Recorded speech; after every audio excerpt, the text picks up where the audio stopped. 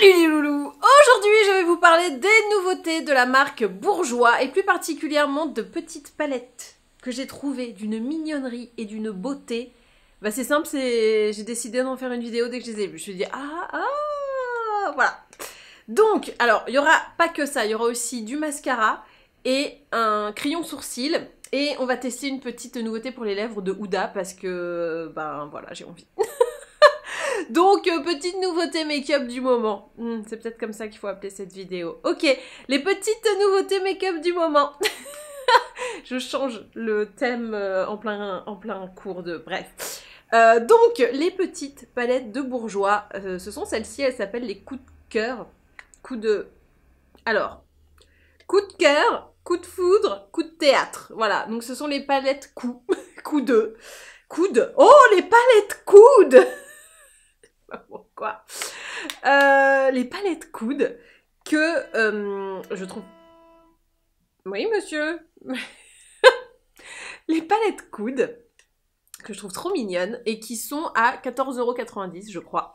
Donc, alors, je sais pas vous, mais je trouve qu'en ce moment, il y a un revival de la petite palette parce que j'ai un peu l'impression que des gens ont été saoulés d'avoir des grosses palettes avec plein de trucs et tout. Bon, moi, j'aime les deux.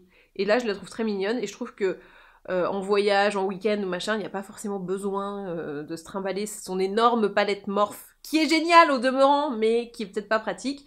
Et une palette coude, ça peut le faire. Donc ça, c'est Cute Look, donc c'est coup de foudre.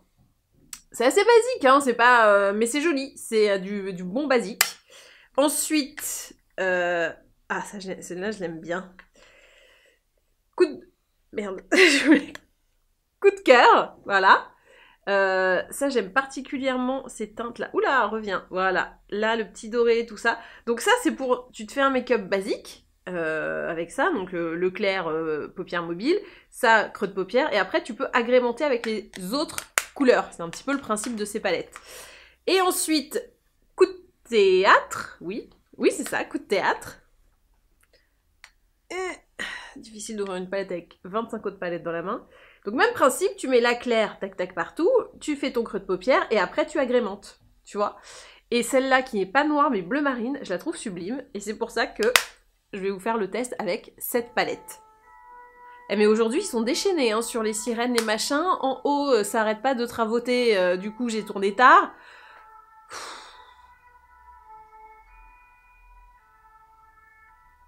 Mais avant de tester ma palette coude, je vais me faire le temps, la base, tout ça. Donc là, c'est toujours ma bébé crème Nuskin. J'ai juste pris une teinte un petit peu plus foncée. J'ai pris la 22 Sand, en hommage à Shona sûrement, pour me faire un teint un petit peu plus chaud, parce que en ce moment, je m'auto-bronze un peu la gueule. Et c'est vrai que la teinte... L'un 1.3 était un petit peu froide par rapport à mon auto-bronzage. Donc, ça n'allait pas forcément dans le sens du rehaussement de teint, parce que j'auto-bronzais et du coup, j'éclaircissais avec l'autre bébé crème. C'est un peu débile. On perd l'effet un peu de l'auto-bronzant. Donc là, on est assez raccord, je trouve, avec à la fois tout ce qui va être l'unification du teint avec la bébé crème et aussi la protection avec c'est un SPF 35, oui voilà, SPF 35. Et en même temps, j'ai mon petit côté un peu rehaussé avec mon auto-bronzant. Oui, j'aime bien m'auto-bronzer. Moi, je suis très auto-bronzant. Et voilà. Bon, comme d'hab, hein, je la trouve cool cette bébé crème. J'ai toujours pas changé d'avis. J'ai juste changé de teinte, voilà, c'est tout. Elle est super, elle est confortable, toute la journée, ça colle, ça tire pas, ça tient, c'est... voilà. Très bonne bébé crème. Vous avez toutes les infos en barre d'infos, comme d'habitude, sur la bébé crème et tout le reste, hein, les coudes, les palettes coudes, vous allez voir, les mascaras. Je ne vais rien oublier, promis. C'est là que j'en oublie un, forcément, c'est obligé. Pour l'anti-cerne, je repars sur le Hide and Peak de Morphe. Non, morph, on est d'accord, ça fait bizarre quand je dis Morphy, je sais pas, je peux pas, je ne peux pas dire Morphy. Fais meuf qui se la raconte alors que non, je suis pas comme ça. Donc, hide and peek de Morph, que je laisse comme ça, pendant que je vais mettre ma base, toujours chez Morph.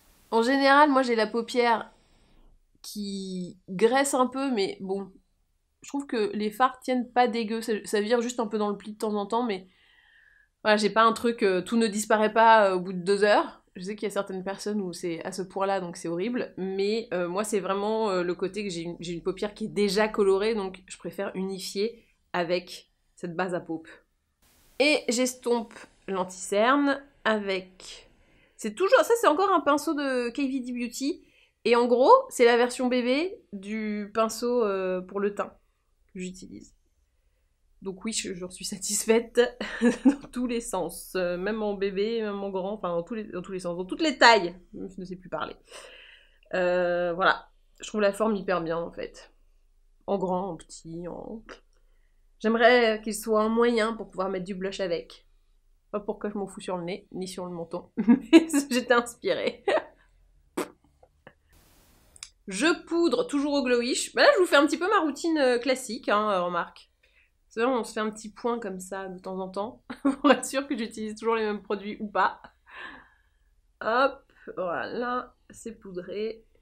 Vous voyez comment je poudre? Tac, tac, tac, tac, tac, je dépose, tac, tac, tac, tac, tac, tac, et après, j'étale. C'est la nouvelle technique. Alors pour le blush, vous allez voir, il n'y a pas de nouveauté, mais en même temps il y a de la nouveauté. Oui, c'est le Pillow Talk de Charlotte. Non, ce n'est plus ma version cassée du Pillow Talk de Charlotte. C'est un nouveau! Oui! J'en ai racheté un. Voilà. Non mais parce que, voilà, je pouvais pas faire autrement. Objectivement, c'est le meilleur blush du monde. Enfin, il y en a plein que j'adore, hein, mais lui... Regarde! C'est pas comme tous les blushs où j'en mets 3 fois trop et ça donne un résultat de clown. Là, j'en mets 3 fois trop et c'est trop beau. Parce que j'arrive à le doser celui-là et que la couleur, elle est surtout sublime, quoi. C'est la couleur parfaite à mon goût. Voilà. Donc, je suis ravie. Hop. Alors, le nez, on n'oublie pas. Le mush et le fush. Voilà. Voilà, total. Tout est là. Non mais regardez la bonne ligne que ça donne. Mais c'est vraiment le meilleur blush du monde. Je suis désolée pour toutes les autres personnes qui sont des blushs et vous dites oh c'est pas moi le meilleur blush du monde. Vous êtes sûrement bien. Vous êtes sûrement un 19 sur 20 peut-être. Mais ça c'est un 21 sur 20. Et désolée hein, mais Charlotte elle a fait le meilleur blush du monde. Voilà. Il faut le dire. Après c'est vrai il y a le Nars, le orgasme qui est pas mal aussi. J'avoue. Mais pour moi on va dire qu'ils sont à égalité. Pas de jaloux. Alors, nous allons commencer notre incursion dans les nouveautés de la marque Bourjois. Donc, ça c'est le Brow Reveal Précision crayon à sourcils. On me demande souvent des bons crayons à sourcils. Bah écoute, on va tester, on va voir si celui-là est bon. Donc là, il y a une petite brosse qui va me permettre de faire un peu le ménage, comme ça. Hop. Et ensuite, je pense que la teinte est pas dégueu. C'est le 4 Dark Brunette et j'aime bien parce qu'il est pas trop chaud et généralement quand tu as des trucs pour les brunes ou machin, enfin moi c'est les sourcils maintenant seulement qui sont bruns, mais il y en a beaucoup qui sont un peu chauds, un peu cuivrés et ça va pas, ça ne va pas du tout. Alors voyons comment ça se passe. Donc comme d'hab, je fais un petit trait hop en bas et ensuite je vais rajouter, elle fait un gros coup de crayon là. Mon Dieu! Le dérapage. Et ensuite, tac. C'est d'y aller un peu plus subtilement. Je remplis les trous. Là, j'augmente un peu la hauteur du sourcil. Pour vraiment avoir une arche. Et ensuite, là, il faut estomper. Sinon, c'est moche. On est bien d'accord. Hop. Voilà. Tu vois qu'estomper, c'est pas mal. Bon. Je pense que sur la couleur, on est parfait. C'est horrible parce que dès que t'es maquillée et que tu focuses un peu sur tes sourcils, moi j'ai toujours cette impression d'être le bébé méchant de les Simpsons. J'ai l'impression d'avoir des énormes sourcils alors que celui-là n'est même pas maquillé. Donc ça n'a aucun sens. Je le trouve vraiment bien. C'est un peu un crayon, j'ai envie de dire, à l'ancienne, qui se la raconte pas et qui fait le job. Voilà. C'est le bon petit crayon à sourcils. Tu sais que tu peux compter sur lui, la couleur est nickel. Franchement, la couleur elle est nickel. Hein. Tu vois pas la différence entre le crayon et mes sourcils. C'est facile à appliquer, facile à estomper avec la brosse. Bon petit sourcil. Après, je trouve que voilà, si vous voulez une technologie hyper innovante et particulière, c'est pas lui. Et en même temps, qu'allez-vous faire d'une technologie en plus que ça, qui est un résultat propre, quoi, et un bon sourcil bien délimité. Je ne sais pas. Mais en tout cas, il est bien, celui-là. Je fais l'autre, comme ça, on est un peu équilibré. Donc toujours, je fais un trait en bas. Alors, il y a du poil qui peut dépasser, hein, mais moi j'aime bien justement quand c'est un peu flouté et que c'est pas un sourcil carré. Et pour pas avoir le sourcil carré, bah quand tu fais ta ligne en bas, il peut y avoir un cil ou deux qui dépasse en dessous. Enfin un cil, un sourcil, un poil quoi. Et ensuite, tac, je hachure et fais poil à poil. Tac. Je remonte un petit peu, là je triche. Voilà. Pour donner un petit peu plus de hauteur. Et ben voilà, on est bien. Je prends la brossette pour estomper. Et voilà. On est sur un petit sourcil nickel, hein. Bon, je pense qu'on peut dire que le résultat est absolument nickel. Très bonne couleur, très bon focus, j'ai dit focus alors que c'est parce que s'il fait pas le focus. Voilà, donc là j'ai l'impression d'être le bébé méchant parce que j'ai trop regardé mes sourcils. Donc je vais passer à la palette que l'on attendait tous. Coup de théâtre, volume glamour. Voilà, eyeshadow palette, fard de paupières, qu'est-ce qu'il me dit d'autre? Couleur intense pour créer un look éclatant. Après, c'est écrit en anglais, donc je ne le lirai pas. 6 ombres à paupières allant des mats éclatants au brillant éblouissant. C'est bien, ils aiment bien les superlatifs. Et satin délicat. Voilà. Écoutez, je vais faire ce qui est censé être ce qu'on fait. Donc, mettre celle-ci sur l'ensemble de la paupière. Tac. Donc, pour se faire une base. Donc ça, pour eux, ils nous expliquent en gros à l'arrière que c'est le look basique. Tu prends les deux, là, celui que je suis en train de mettre est le plus foncé. Et après, tu agrémentes avec les autres. Mais si tu as envie d'en rester là, et ben t'es quand même bien maquillée, et puis ça te fait un truc assez cool. Voilà un peu le pitch, l'histoire de la palette. Hop. Alors, c'est bien. Mais, oui, bah là c'est une couleur hyper basique, quoi. Hein. Je vais pas être en pamoison. Mais bon, on n'est pas parti sur une palette de pamoison. On est sur une palette pratique et simple, mais qui te permet de faire des petits looks cool du quotidien, quoi. Pinceau peintre, deuxième couleur, donc celle-ci, en creux de paupière, je suppose. En fait, ils te disent que tu dois faire le look avec ces deux-là, mais ils te disent pas comment. Mais bon, moi je suppute que c'est ça. Bon, j'avoue, c'est frais, c'est simple. Tu mets un mascara après avec ça, voilà, tu peux partir, t'es bien maquillée, c'est joli, quoi. Bonne promesse, j'ai envie de dire. Donc, puisqu'on peut agrémenter, je vais agrémenter. Donc, je vais prendre la couleur la plus foncée, tac. Je vais le mettre en dessous. Et toujours cette même couleur, tac. Je vais la prendre avec un pinceau boule. Et je vais faire un vrai creux de paupière très net. Pour vraiment redonner du volume. Même si le premier marquait déjà un volume, mais là on va encore plus appuyer. Tu vois, là c'est beaucoup plus graphique. Et c'est très tendance les make-up graphiques en ce moment. Vous allez voir, il va y avoir plein de looks avec des eyeliners, des trucs, tu vois, avec l'eyeliner qui revient comme ça. C'est THE truc de la saison. Là, je le mets et je l'estompe un peu. Donc, pareil de l'autre côté, j'ai posé avec le pinceau boule et maintenant j'estompe. Donc là, j'ai pris un pinceau, je sais même pas comment il s'appelle. Je crois que c'était de la collection Sananas. Je suis même pas sûre. Oui, c'est ça, collection Sananas Sephora. Bon, je vais peut-être pas utiliser toutes les couleurs, mais en tout cas, là, je vais prendre le doré. Et je vais le mettre, hop, au centre de paupière mobile pour avoir un truc qui shine, tu vois.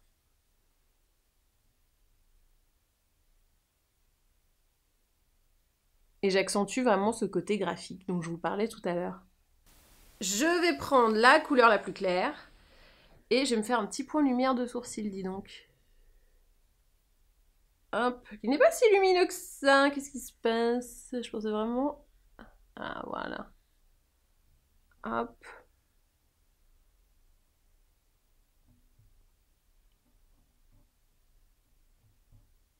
Ah bah, il est plus lumineux de gauche que de droite. Eh bah, bravo.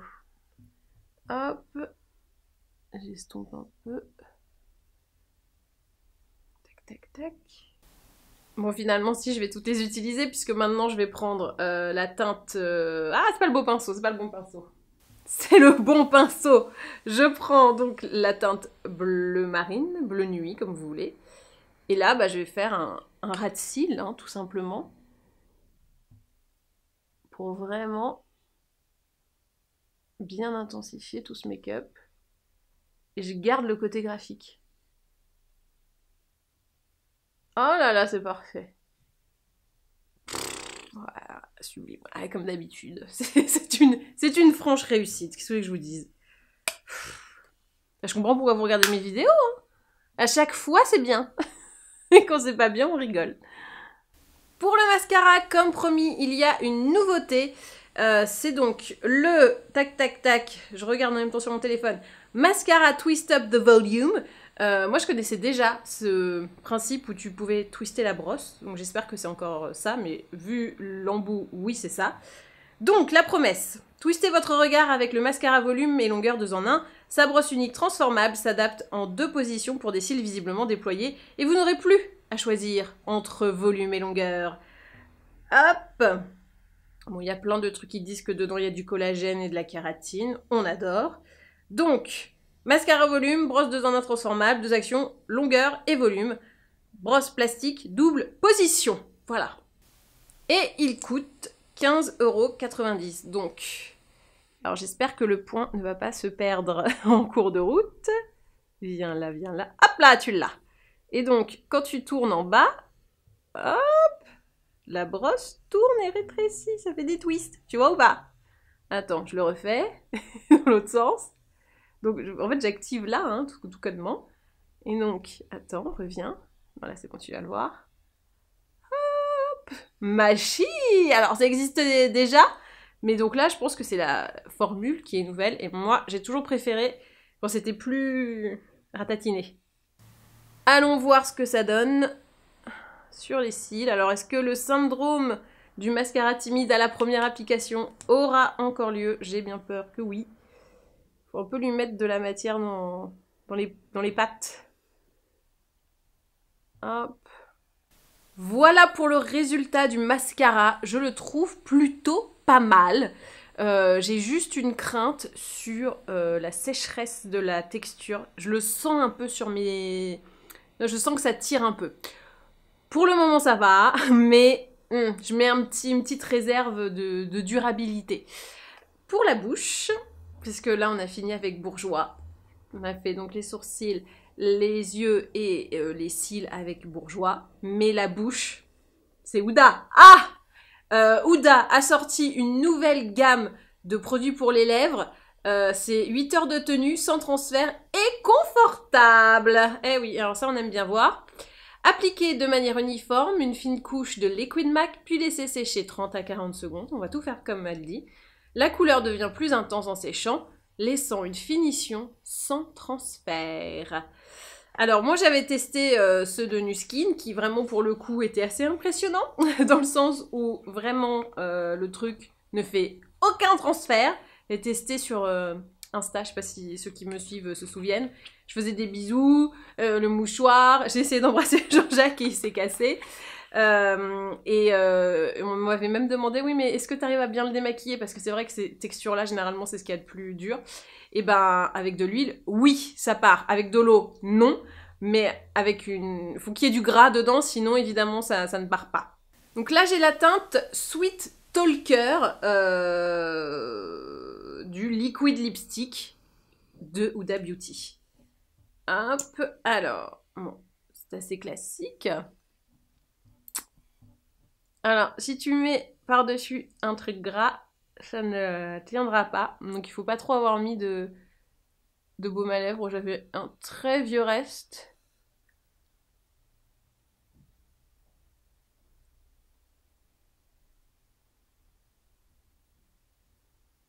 C'est plutôt joli, hein. Franchement, la couleur est très très belle. Alors je vais faire comme les filles sur Instagram. Je vais déborder un peu.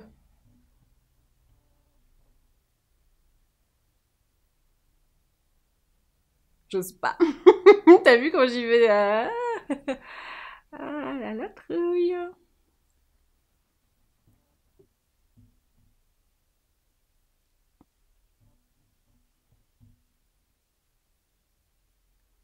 Ah non, en même temps j'ai une bouche pulpeuse, j'ai pas besoin de ça.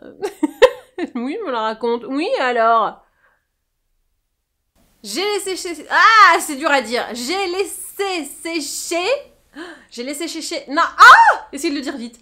J'ai laissé sécher... Ah, j'ai laissé sécher... J'ai laissé sécher... J'ai laissé sécher... Ah, putain, c'est hyper dur. J'ai laissé sécher... Oui, pendant à peu près 1 minute, donc un petit peu plus que ce qu'il disait, pour pouvoir faire le test du bisou. Hein, ça, on est d'accord que c'est la personne que tu embrassais le plus quand tu étais au collège? Oui. Tu faisais semblant, voilà. Ou au primaire, bref, comme vous voulez, selon votre avancement dans la recherche de la relation amoureuse. Bref, on y va. Bon, c'est pas sans transfert, je dirais, mais bon, c'est peu de transfert. On voit quand même un petit peu de marque. De Marc Malois, évidemment. Pour les fans, je réessaye, on va dire que là, ça devait être les restes du gloss que j'avais, enfin du gloss, du baume. Ça, c'est la deuxième personne que j'embrassais le plus au collège. Ah, oui, voilà. On est quasi sans transfert, voilà. Nuskin était un petit peu plus vénère pour le coup, mais c'est un très haut niveau quand même, hein. On est bien, on est bien. Et puis la couleur est canon, et effectivement, c'est confortable. Donc pareil, ça se démaquille avec un démaquillant dans lequel il y a du gras. Donc tout ce qui peut être biphasé, ça marche, et surtout, bah, ce qui marche le mieux, c'est l'huile, quoi. C'est l'huile démaquillante. Enfin, l'huile d'olive de la vinaigrette marche aussi, mais c'est peut-être moins, tu vois, sensoriellement, c'est peut-être moins agréable. Et ben voilà, et voici donc le look final.